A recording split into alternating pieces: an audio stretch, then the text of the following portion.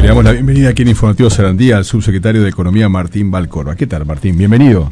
Muchas gracias por la invitación, un gusto estar acá con ustedes. Gracias por estar con nosotros en la mañana de hoy. Y bueno, desde ya reiteramos que esta entrevista la pueden seguir a través de Sarandí 690 OK en nuestro canal de YouTube. Y podemos conversar hablando de todo el tema vinculado a la caja de profesionales, porque uno se pregunta, en definitiva, ¿no? Y después de todo el debate parlamentario y los acuerdos alcanzados, ¿satisfecho con este acuerdo? Bueno, en realidad satisfecho con que el Parlamento haya podido votar una ley, sí, que da solución a un problema que es de larga data. Claramente no es el proyecto que desde el gobierno se estaba impulsando, sobre todo por cómo terminó siendo la distribución de los costos de la solución, ¿no? En lo que era la propuesta original del Poder Ejecutivo, claramente había una menor participación de la sociedad, de todos los ciudadanos en el financiamiento del agujero que tenía la caja. Después de muchas idas y venidas, muchas negociaciones, se llegó a una solución que implica que aproximadamente la mitad de la solución del costo del financiamiento del agujero que tiene la caja lo asume la sociedad de distintas vías, o sea, en parte a través de los timbres, del aumento de los timbres, en parte a través del aporte de rentas generales, que en realidad es un eufemismo. Sí, uno piensa que es todo, ¿no? O sea, es el Estado. Rentas generales es lo que cada uno de nosotros paga de impuestos. ¿Cuánto es exactamente, ¿no? El Entonces, aporte que habrá que hacer de aquí en adelante? Y para que tengan por mes. Y para que tengan una idea, cuando uno mira en los próximos 20 años, el agujero que tenía la caja de profesionales es del orden de los 3.000 millones de dólares. O sea, estamos hablando de unos 150 millones de dólares por año. De esos 150, 160 millones de dólares por año que requería en promedio la caja, bueno, unos 80 millones son los que se va a hacer cargo de la sociedad, a través de los timbres, a través del aporte que hace rentas generales, y el resto se distribuye entre lo que aportan los activos y los que aportan los pasivos. ¿Es la mejor solución? Desde el punto de vista del gobierno no, pero es una solución, y eso es lo importante, porque si el Parlamento no hubiera tenido la capacidad de aprobar esta ley, la otra alternativa era que la sociedad se hiciera cargo del 100% del costo. ¿Y esta reforma es sustentable? Sí, digamos, ¿se va a mantener o hay que ir por otro parche dentro de unos años? De acuerdo a lo que son las mejores estimaciones que hoy se pueden hacer en un área en la cual hay un montón de incertidumbres, ¿no? Porque hay factores demográficos, cuestiones que hacen a la evolución de variables económicas también. Entonces, con la mejor estimación que hoy podemos hacer, esta es una solución que despeja el problema por los próximos 20 años. Ese es un poco con el horizonte que se trabajó, para decir, bueno, construyamos una solución que no nos obligue dentro de 3-4 años a estar nuevamente discutiendo. Bueno, a 20, una proyección a 20 años. Digamos, ese es el horizonte con el cual trabajamos, porque más allá de los 20 años, ese margen de incertidumbre se aumenta mucho. Entonces, pero digamos, en principio es una solución sostenible, duradera en el tiempo. Ahora, Martín, vos decís, si el Parlamento no hubiera aprobado esto, la sociedad se hubiera tenido que hacer cargo del 100%, ¿no? ¿Por qué ese determinismo? O sea, tuvimos acá una nota con el administrador y veíamos, entre otras cosas, más allá de las decisiones que se tomaron a largo plazo, a corto plazo, el administrador cobraba 900.000 pesos de sueldo, ¿no? Sí. O sea, entonces, ¿por qué la sociedad se hace cargo necesariamente de una manera determinista, sí o sí, por el 100%, cuando esa caja fue mal administrada y parece injusto con el resto de la sociedad, ¿no? Sí, en realidad hay un montón de cosas que explican el por qué se llega a esto. Sin duda hay errores de administración, hay gastos que uno, digamos, que claramente a la luz de los ojos de todos nosotros lucen absolutamente desproporcionados, pero tenemos que tener claro también que esos ejemplos en realidad no son los que están en la raíz del problema. O sea, los gastos de administración de la caja, todos los gastos de administración son del orden del 3,5% del total del presupuesto. Yo lo señalo como una actitud. Como no, sin duda. Le cambia el humor, sin duda. Cambia el humor eso, ¿no? Pero, ¿qué es lo que sucede? Que lo mira afuera dice, sí, no mueve la aguja, pero pará. No, por supuesto. Pero ¿qué es lo que pasa? Es decir, porque esto hace también a la propuesta que originalmente desde el Ejecutivo propusimos. Es decir, ¿qué es lo que sucede con los sistemas de reparto? Acá de repente nos vamos un segundito digamos, sí. Pero sí, ¿cómo funciona la caja, el sistema de la caja profesional? Igual que el BPS, es un sistema de reparto.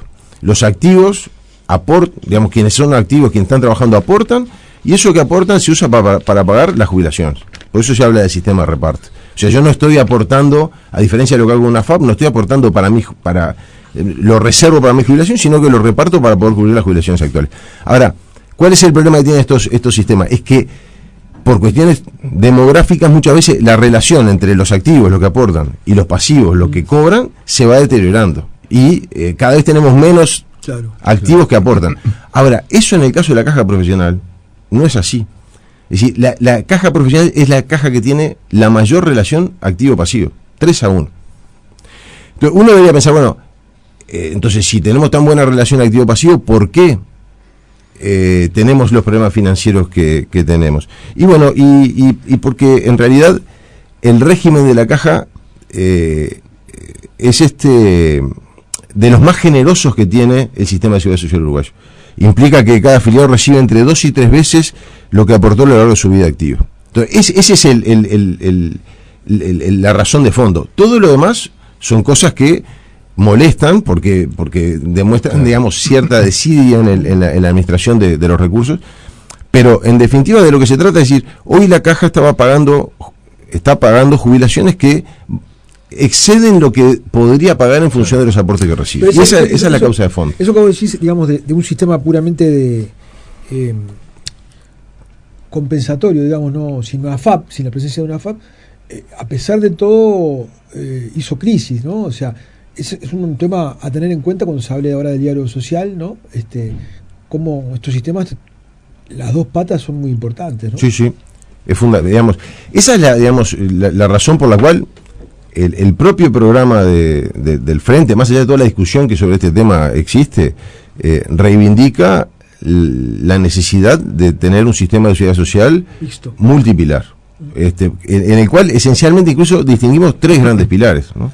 Además del de reparto que comentábamos recién y el de capitalización, que es el que administran hoy las AFAPs, un llamado pilar 0 o pilar básico que asegure un determinado nivel de prestaciones mínimas. Ese, del punto de vista del diseño teórico, es lo que nosotros entendemos que sería el diseño más adecuado, porque contempla los distintos problemas y desafíos que los sistemas de seguridad social tienen. Por un lado, asegurar niveles de suficiencia mínima de las prestaciones, pero al mismo tiempo también cuidar la sostenibilidad financiera, y eso, el pilar de ahorro individual, de capitalización, más allá de quien lo administre, es un componente muy importante en el diseño de los sistemas, porque por los temas estos demográficos que estamos comentando, si no, los sistemas de reparto tienden a desfinanciarse y cada vez ser más difícil que se puedan sostener en el tiempo. Claro, porque también ahí está, bueno, primero eso, ¿no? Que al fin de cuentas la caja también funcionaba haciendo inversiones y demás, por eso también es importante controlar esa otra pata en cuanto a cómo se reinvierte ese dinero. Ese dinero está en movimiento y se pone en distintas inversiones también. Uh-huh. Y eso necesita un control, o por lo menos en el tema de las AFAP por parte de las... Porque es mucho de lo que pasó en la caja también, inversiones que no se sabe qué pasó con determinados negocios donde se invirtió, y hay mucha cosa que necesita un control muy activo también de lo que está pasando dentro del sistema financiero. Las AFAP fundamentalmente, me imagino que es un punto que debe estar muy atento, por lo menos para un Estado. Sí, digamos, de hecho en el caso de las AFAP tienen un sistema de control y regulación muy estricto a cargo del Banco Central del Uruguay, porque precisamente están administrando los ahorros de los trabajadores, y por lo tanto esos son temas que hay que cuidar sin duda. Y en la parte demográfica, porque también lo que se planteaba en este proyecto, que sé que no es tanto el perfil económico, pero sí dentro de tu papel en el Estado, cómo articular ese gran dilema que estamos teniendo en el mercado laboral, porque muchos de los profesionales en realidad son muchos los activos, pero no declaran todo tampoco. Algunos deciden o no ejercicio, o por distintas características de cómo se ha diagramado el mercado laboral, que no estén aportando, o ese era el gran miedo también de las nuevas autoridades del directorio, hasta dónde las modificaciones no va a hacer que cada vez recibamos menos ingresos de esa cantidad de activos que sí tenemos, pero no aportan lo que deberían aportar. Sí, yo cuando digo que hay una relación 3-1, o sea que por cada pasivo hay 3 activos, en realidad son 3 activos que aportan. Es decir, no estoy considerando todos los profesionales, Exacto. porque hay muchos profesionales que no aportan a la caja porque no trabajan como profesionales independientes. Entonces, alguien que se recibió, que digamos tiene un título universitario, pero trabaja como un trabajador dependiente, aporta al EPS. Y ese Exacto, es, digamos, esa dualidad también. pero así como está organizado el sistema, es decir, pero de nuevo, el problema esencialmente tenía que ver con cómo estaban diseñados la relación entre los aportes y los beneficios que se reciben. Nosotros, cuando fuimos al Parlamento, hicimos una comparación entre, digamos, los beneficios que recibía un trabajador independiente que aportaba al EPS, una unipersonal, para decir, bueno, una unipersonal no tiene patrón, los profesionales independientes no tienen patrón, entonces están en situaciones similares. Unos aportan al EPS, tienen un conjunto de condiciones digamos que rigen su aporte y su jubilación futura, y otros aportan a la caja profesional.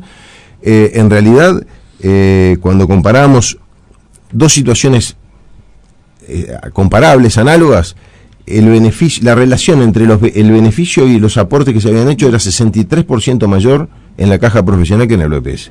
Entonces, había un desbalance, y eso era lo que desde el punto de vista del Ejecutivo nos llevaba a que en la solución tenía que haber una participación, una contribución importante, tanto de los activos como de los pasivos, porque como el diagnóstico era que en el origen del problema había un desbalance entre beneficios y aportes, bueno, que eso es lo que explicaba la situación en la cual estaba la caja, era importante que todos aportamos. También había responsabilidad del Estado, y seguramente sí, por eso también en la propuesta del Ejecutivo había una propuesta de que, parte de la propuesta era que el Estado también contribuyera a la solución. Pero bueno, yo, digamos, de todo este proceso de discusión, lo que rescato es la voluntad de buscar una solución, más allá de las discrepancias, ¿no? Que existieron en la discusión con los legisladores de la oposición, la voluntad y el espíritu de muchos de los legisladores de la oposición, con los cuales nos reunimos muchísimas veces, intercambiamos y buscamos soluciones,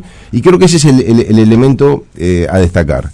Lo vimos en la rendición de cuentas, con otro formato de solución diferente, lo vimos con la caja profesional, y bueno, como un gobierno que no tiene mayorías y que tiene que negociar en el Parlamento, está logrando generar esos acuerdos que permitan, aunque no sea la solución que considera más adecuada, pero negociar y llegar a un punto de acuerdo que le permita avanzar. Antes, no me quiero quedar solamente en el tema de caja de profesionales, pero quería hacerle un par de preguntas bien concretas al subsecretario de Economía, porque en definitiva, ¿cuánto por mes va a poner el Estado para el salvataje?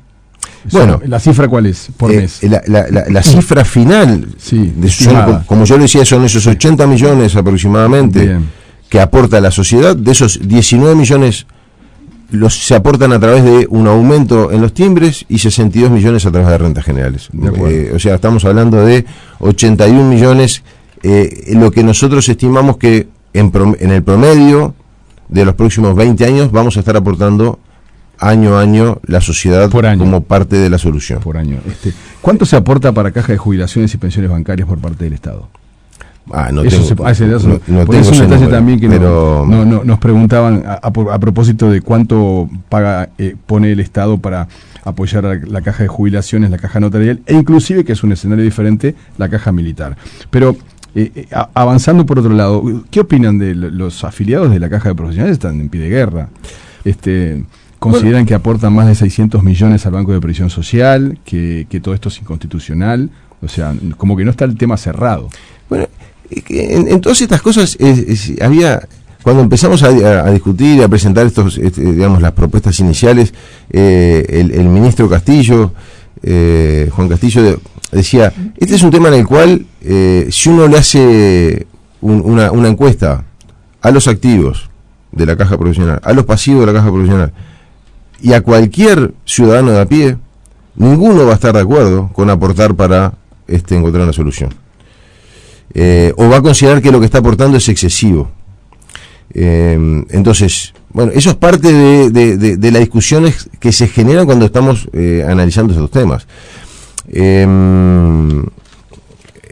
digamos, yo creo que, por lo que fundamentaba antes, era importante que los activos y los pasivos participaran de la solución. Naturalmente uno puede entender que quienes están en esa situación consideran que en realidad el aporte lo tiene que hacer otro. Ahora, algunas aclaraciones. Digamos, cuando se dice que los pasivos de la caja profesional ya aportan para el BPS, en realidad tenemos que tener presente cuál es el origen del IAS, ¿no? El IAS vino a sustituir al IRP, ¿no? El impuesto a las retribuciones personales que pagaban todos los trabajadores y todos los jubilados. Cuando se sustituye el IRP, se crea el IRPF y el IAS, en realidad surge el IAS en respuesta a una eventual, digamos, demanda de inconstitucionalidad que se estaba presentando en aquel entonces, que finalmente después la Suprema Corte de Justicia desestimó. Pero vino a sustituir un impuesto que es de carácter general. Como todos los impuestos los recauda rentas generales. Eventualmente los legisladores pueden afectar esos impuestos a un fin determinado. En este caso, ese impuesto se afectó a financiar el Banco de Previsión Social. Pero no es que lo que cada uno de los jubilados de cada una de las cajas aporta es para financiar su caja.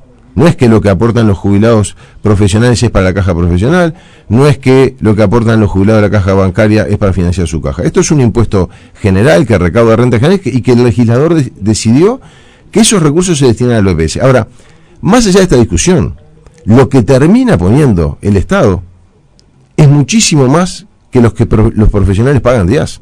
Entonces, es una discusión que es decir, aproximadamente los jubilados aportan unos 37 millones de dólares por año por concepto del IAS. El Estado va a estar poniendo a través de rentas generales 62 millones. Por lo tanto, no es que, digamos, acá el Estado está haciendo un esfuerzo adicional, la sociedad en su conjunto está haciendo un esfuerzo adicional para encontrar una solución. Seguramente, como decía al principio, nadie está conforme con esta situación y es parte de los dilemas que nos enfrentamos cuando tenemos que resolver estos temas. Y cuando hablamos de la desindexación salarial, ¿no? Días atrás manejábamos las cifras de que actualmente en Uruguay tenemos arriba de 500.000 personas que están por debajo de los 25.000 pesos, aproximadamente, ¿no? Y cuando hablamos de personas que están por encima de los 165.000, bueno, serían los que entrarían en el grado de la llamada comúnmente desindexación, ¿no? Bueno, dos comentarios. Uno sobre cómo se distribuyen los trabajadores, porque estamos entrando sin anunciarlo en los lineamientos, ¿no? Sí, claro. Los lineamientos propusimos tres franjas distintas. Uno que llega hasta los aproximadamente 39.000 pesos, la segunda de 39 a 165 en números redondos, y la tercera de más de 165.000 pesos. La primera franja, hasta 39.000 pesos, abarca el 30% de los trabajadores formales. La segunda franja, entre 30 y 160, entre 39 y 165, abarca aproximadamente el 64%, y quienes están por encima de los 165.000 pesos son aproximadamente el 6% de los trabajadores. Ahora, en esta discusión de desindexación, sí o no, yo siempre me he manifestado contrario a esa discusión dicotómica, porque en realidad no se trata de desindexar o indexar, porque las relaciones laborales y la economía, los contratos en toda la economía, tienen distintos niveles de indexación.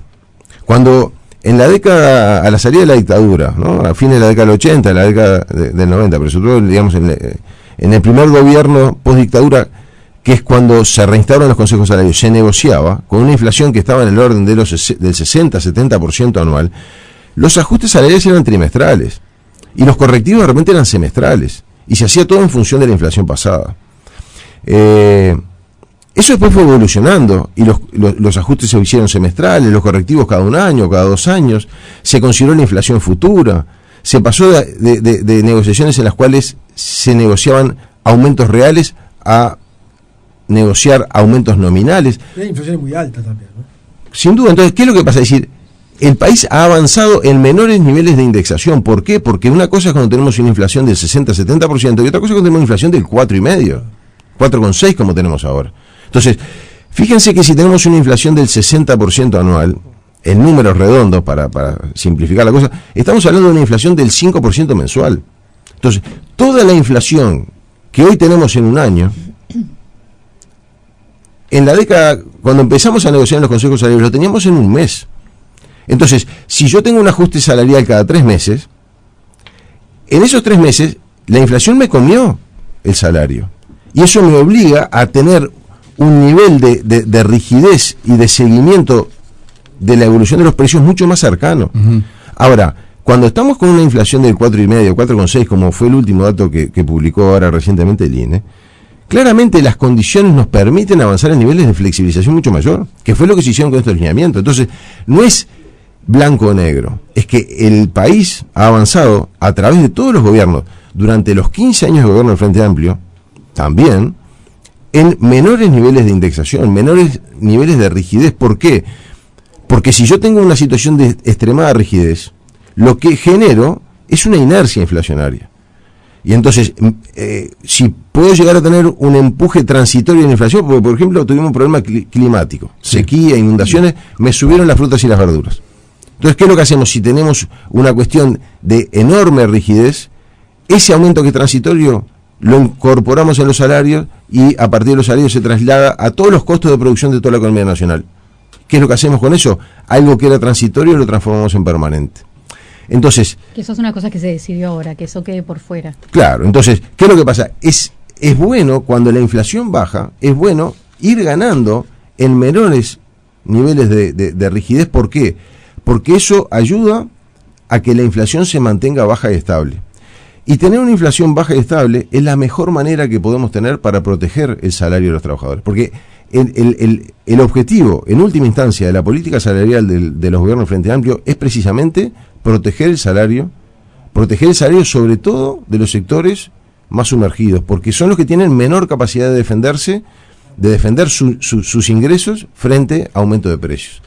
Y eso se logra ajustando el diseño de los lineamientos precisamente a esta nueva realidad que implica una inflación mucho más baja, que implica expectativas de los agentes de inflación futura mucho más baja, y eso es lo que tenemos que cuidar y proteger, y ese es entonces uno de los focos de los lineamientos. Ajá. Junto con la defensa de los salarios más sumergidos, la defensa del empleo, la consistencia de la política de ingresos en general con la política monetaria y la política fiscal, para evitar problemas que tuvimos en los años anteriores, en los cuales inconsistencia en el diseño de las políticas económicas nos llevaban a desequilibrios que, por ejemplo, se manifestaban en la evolución del tipo de cambio, por poner solo un ejemplo, ¿no? Sí, bueno, podríamos seguir hablando, pero la verdad, para entender este diseño, pero también por otro lado, las cámaras lo que plantean es que al ser por ingreso y no por diferencia de ramas de actividad, puede complicar la negociación. ¿Crees que puede complicar la negociación? Bueno, el criterio central que se propusieron en los lineamientos del Poder Ejecutivo para la negociación salarial implica sí diferenciar a los trabajadores por nivel de ingresos. Uh-huh. Porque allí sí hay un compromiso y una definición programática del gobierno, que así fue presentado a la ciudadanía en el programa de gobierno del Frente Amplio, que es la de privilegiar los salarios más sumergidos. Sí. Porque en el periodo pasado lo que hubo fue un aumento de los llamados 25.000 pesistas, o sea, de los trabajadores que tienen ingresos más sumergidos. Ahora, simultáneamente con eso también hay una orientación clara en los lineamientos que hace un llamado a las partes a tener en cuenta las heterogeneidades. Y esas heterogeneidades pueden tener múltiples razones. Desde tamaño de empresa, no es lo mismo una gran empresa que una pequeña empresa, hasta ubicación geográfica. No es lo mismo una empresa que hoy está en la frontera con una empresa que de repente está en Montevideo.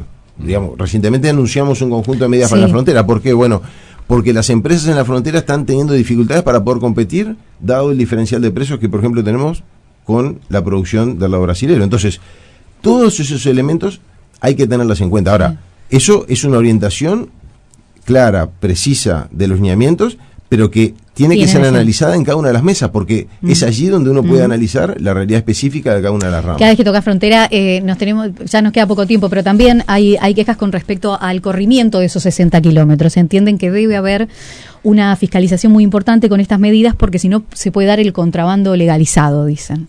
Sí, es uno de los problemas que tienen estas medidas es precisamente que lo que uno va haciendo es corriendo la frontera para adentro. Y de eso somos conscientes, pero también tenemos que ser conscientes que la realidad de la frontera es muy compleja para quienes viven allí. Entonces, simultáneamente con el anuncio de estas medidas que implican rebaja del IVA, una mayor rebaja del IMESI, un régimen simplificado de importaciones, exoneraciones de aportes patronales para quienes, para facilitar la actividad empresarial, el comercio, la creación de empleo, la reducción de los costos de los productos básicos de la canasta alimentaria. Conjuntamente con eso, también hay un reforzamiento de las políticas de control por parte de aduana, en particular en lo que tiene que ver con la aduana móvil. Eso, digamos, cuando fuimos la semana pasada a presentar las medidas al Parlamento, fuimos con el director nacional de aduanas, que explicó las medidas que se fueron adoptando. Una de ellas tiene que ver precisamente con fortalecer la aduana móvil, porque es la aduana móvil la que está en condiciones de controlar en las rutas, en la carretera. ¿Qué significa fortalecer? Ya se nos fue el tiempo, fortalecer la aduana móvil en los hechos. Que se han creado nuevos equipos. Más equipos. Más equipos que están monitoreando, controlando en los puntos el tránsito, claro, en la carretera, con un trabajo de inteligencia importante también, porque no se paran todos los autos, sí, pero sí tener la capacidad de poder detectar situaciones que son consideradas anómalas y por lo tanto poder controlarlas Bueno, esta es una semana también de anuncios, ya lo dijo el ministro de Economía para este miércoles, ¿no? Eso tiene que ver a nivel empresarial, a nivel de comercio uruguayo, ¿no? Sí, interno o externo. Vamos a anunciar un conjunto de medidas de naturaleza más de tipo microeconómica que facilitan, reducen trámites, simplifican, eliminan burocracia, reducen costos, que es un componente central de lo que hemos definido como la agenda pro crecimiento. Uruguay tiene que crecer a tasas sustancialmente más elevadas. Venimos de 10 años de crecimiento a poco más del 1%. Si Uruguay no logra crecer a tasas sustancialmente mayores, es muy difícil mantener y fortalecer la matriz de protección social con foco en la infancia, mejorar los temas de seguridad. Todo eso requiere que el país genere recursos adicionales, porque esas políticas, además de ser bien diseñadas y de, evaluar y demás, requiere de recursos, y para eso crecer más es fundamental. Y esos anuncios que vamos a estar haciendo el miércoles precisamente se insertan en esa agenda pro crecimiento que para el gobierno es un capítulo esencial de la política económica. Subsecretario de Economía Martín Balcor, gracias por haber estado en Informativo Sarandí. No, muchas gracias a ustedes y a las órdenes como siempre.